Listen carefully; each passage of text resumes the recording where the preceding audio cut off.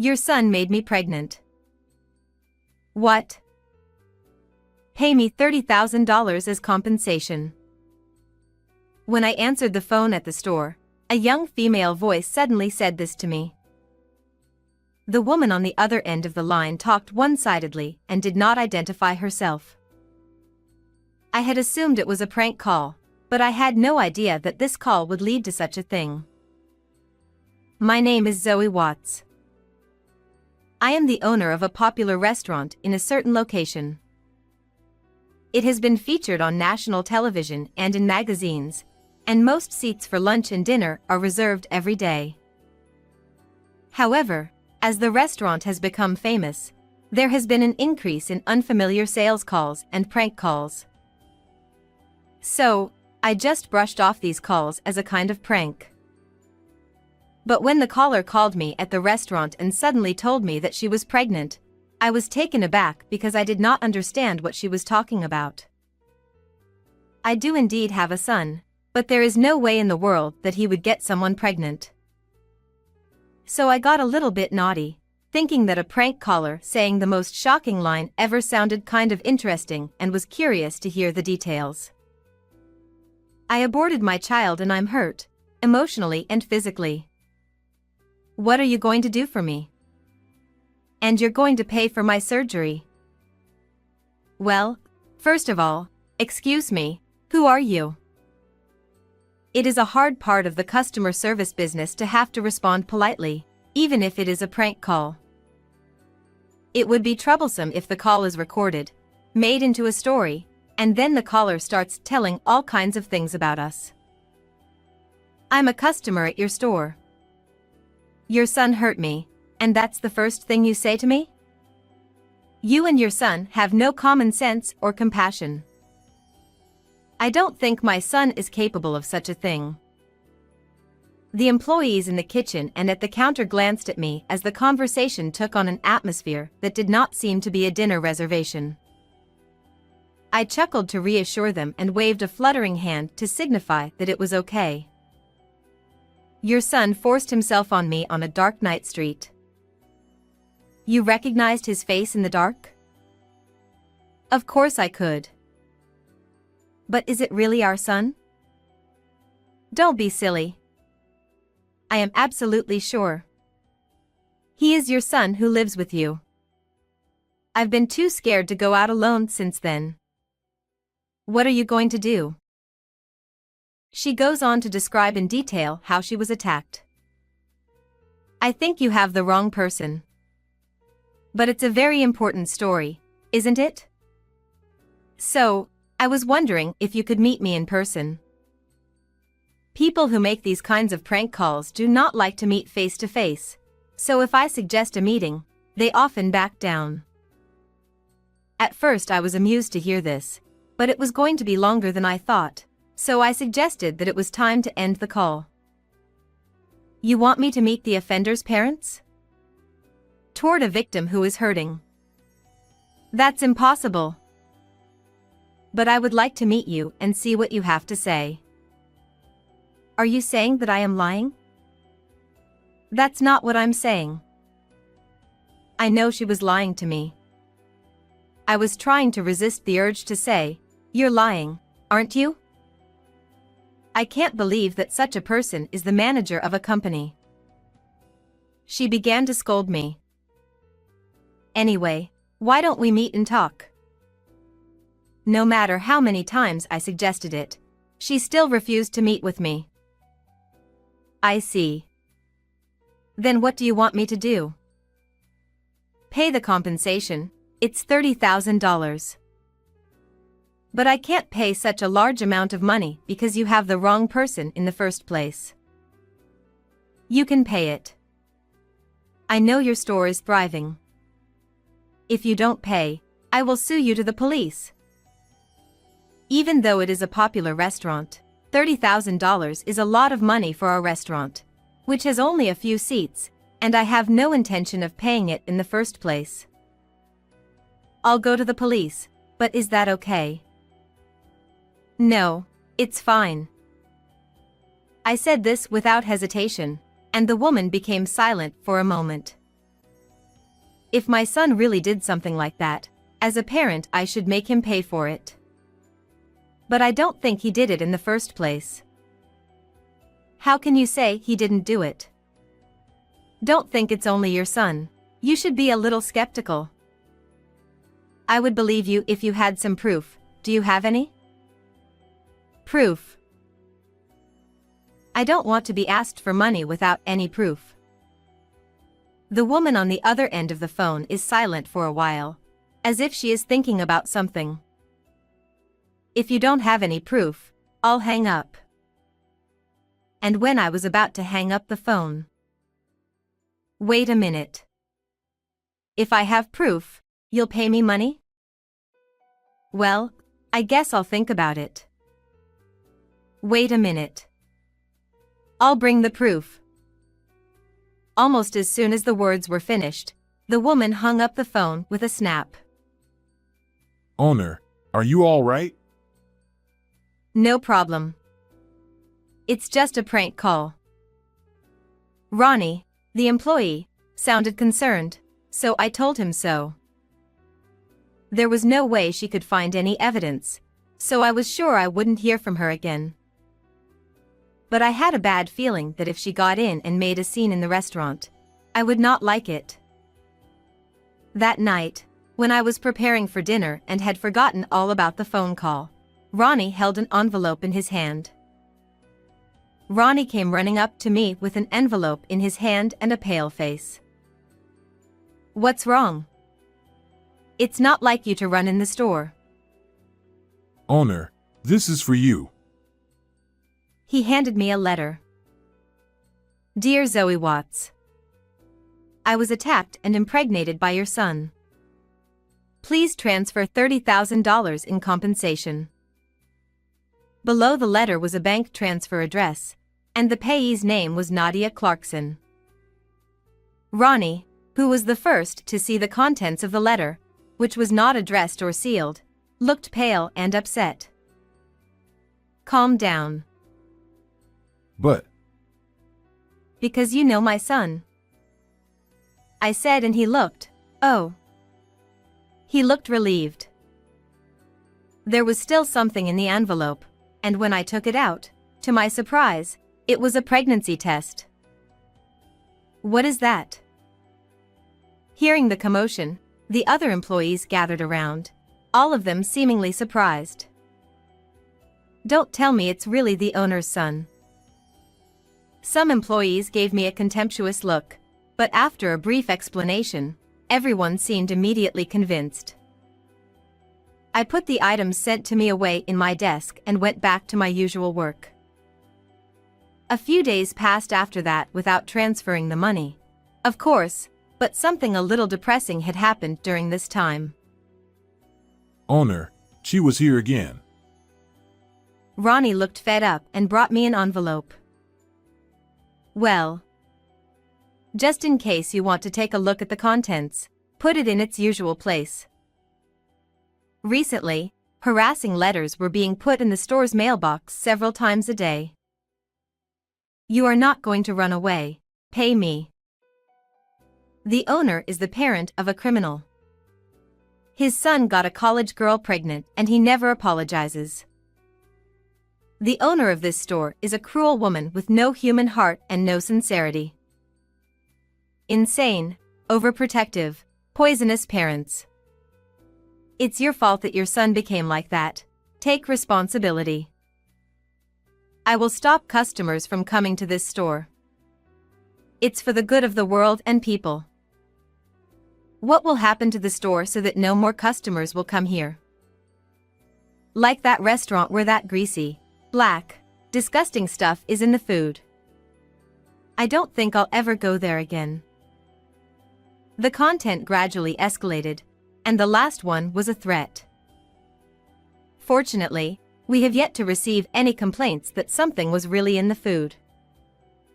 But it is exhausting to be constantly on the lookout for the possibility of being set up. In the midst of all this, there was something that bothered me. Lunch today, there are more empty seats.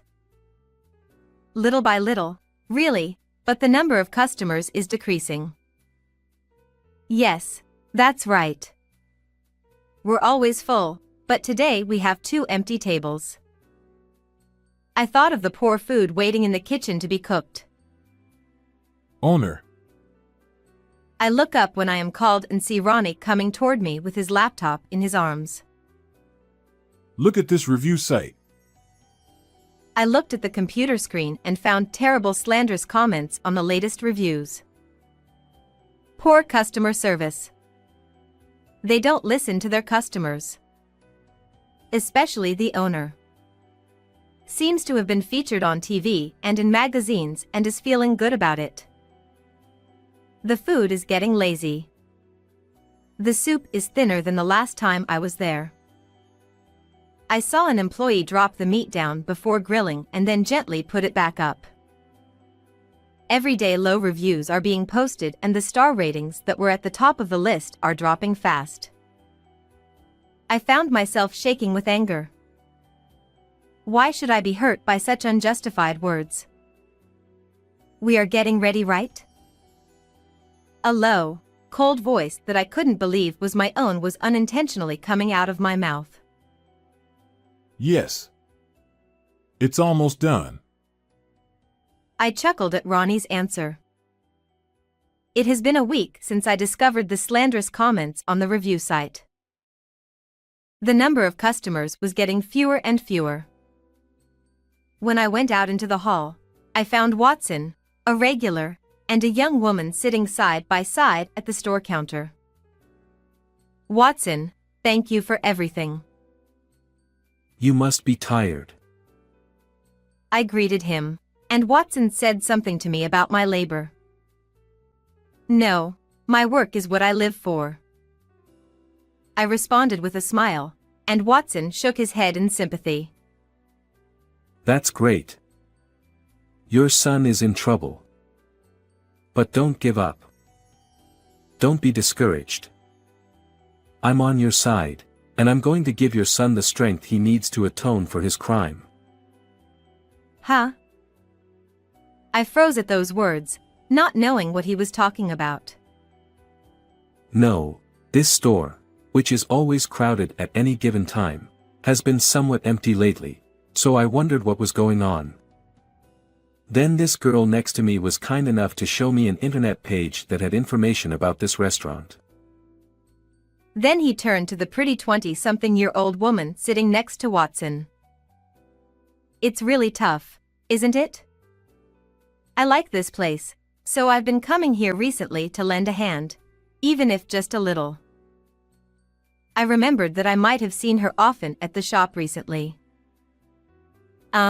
But what's written here is a misunderstanding. The regulars here were wondering why the place has been so empty lately, so I explained it to them. What? I couldn't believe what she was saying. I mean, isn't it sad not to know the truth? Plus, I thought if they knew that there are people like me and Watson who still come here, the owner might be happy. So you were spreading unverified online information to the customers of this shop. I forgot to use polite language and ended up raising my voice.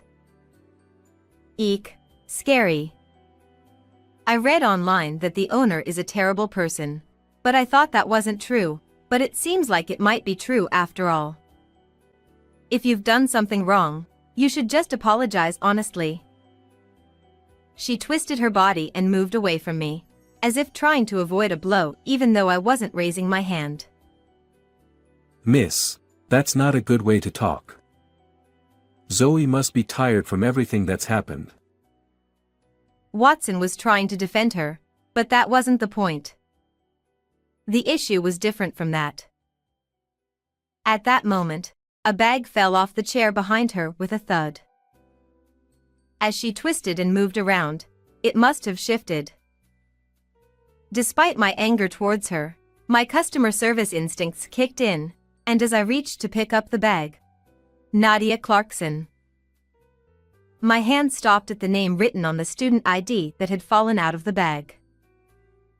Oh, it's okay, I'll pick it up myself. She hastily got off the chair to retrieve the bag and the student ID, but I had already taken them. Hey, give it back. No matter how many times I looked at it, there was no mistake. It was the name written on the letter with the pregnancy test, which was not evidence at all. So it was you. I've been looking for you, Nadia Clarkson.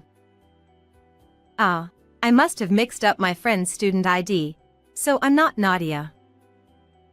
But the photo on the student ID matches your face, doesn't it? So you were a student at University A. No, it's not like that. She accepted the truth more readily than I expected, realizing she couldn't evade it any longer. What? Are you trying to embarrass me in front of all these people? This might be revenge, but won't it backfire on the shop's reputation? She crossed her arms arrogantly, completely defiant. Her attitude only made me more angry. Ronnie, bring everything over. I instructed him to quickly bring a stack of envelopes and documents as thick as 10 centimeters from the office, along with the laptop. And you were the one sending harassment letters to the shop repeatedly, weren't you? I read out some of the letters in a loud voice so that the other customers could hear. Pay up or I'll make sure no one comes to your shop. The owner is the parent of a criminal. The son got a female university student pregnant and didn't even apologize. It's pathetic to eat food from a place like this. I'll make sure no one comes to the shop. That's for the good of the world. Hearing the harsh words, some regulars put their hands over their mouths. These are clearly threats, aren't they? You don't have evidence that I sent these letters. Maybe someone else heard the rumors and sent them as a prank. Nadia tried to make excuses, but I silently opened the laptop and showed her the screen of another review site. You might have seen it here before, but these defamations on this review site. These are also your doing, aren't they? So what? Where's the evidence? Are you okay in the head? Ah, you like talking about evidence, don't you? Even though the evidence you provided was so sloppy. I showed Watson the first letter I received and the pregnancy test. What do you think of this pregnancy test that she claimed was evidence?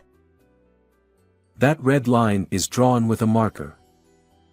Even someone with my poor eyesight can see that. The customers around us began to murmur. But this might not be proof that I was assaulted, but it also doesn't prove that I'm wrong. Nadia continued to shout, insisting that she was the victim no matter what happened. I was assaulted by your son. That's what I'm saying. How can you doubt that? The customers seemed unsure whom to believe, whispering amongst themselves. I'm the victim here, so it must be true. She started crying dramatically, trying to garner sympathy. Then, I'll prove it. My son is only 3 years old. When I revealed this decisive fact, Nadia let out a small what, in shock. My son is quite mischievous and strong for his age, but he couldn't assault you. No way. I know you have a big son. I heard you talking about having dinner and even saw photos of him. She took out her phone and showed a picture of a young man she claimed was with me. See? I told you. You have 2 sons. Her confidence returned when I guessed the person's name from the photo. That's not true. Then who is that? Is it a lover? A scandal where your son had an affair with a younger person and that person got a university student pregnant? Not just this shop, but your whole marriage is over. She spoke triumphantly, and I revealed the truth. That person is my niece. Niece. Yes, a girl. She's boyish and often mistaken for a boy even as an adult. She's staying at my house for university and helps with dinner and picking up my son as rent. I explained that, and asked her if she wanted to see the person herself as proof.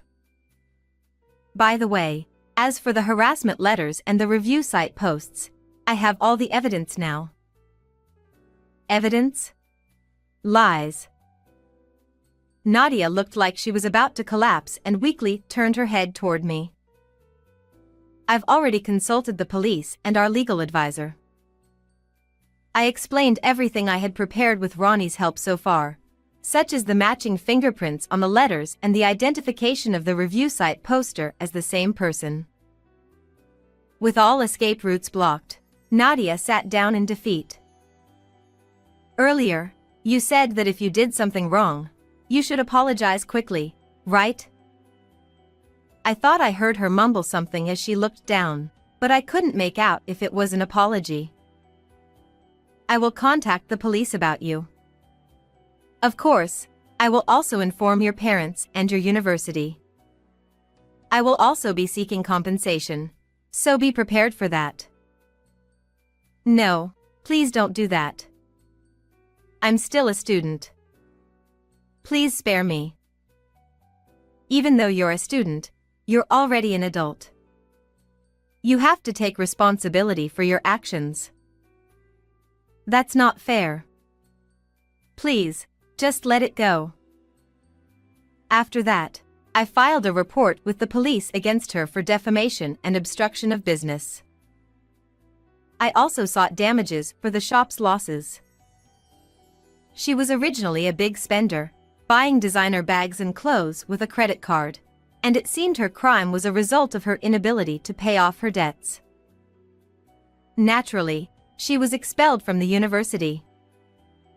Furthermore, this situation made the news, and I heard that Nadia had her personal information revealed and started receiving harassment herself.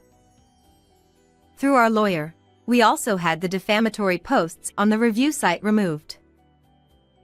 Unexpectedly, the commotion ended up being a positive thing, clearing up misunderstandings among the regular customers. Now, the number of customers has completely returned to normal. While the commotion had reduced the number of new customers, most of the regulars stayed with us. Even though she spread all kinds of false information, it didn't change the fact that I was happy about it. I will continue to manage the restaurant to meet the trust of our customers. How did you find this story? Please remember to subscribe to the channel. See you in the next video.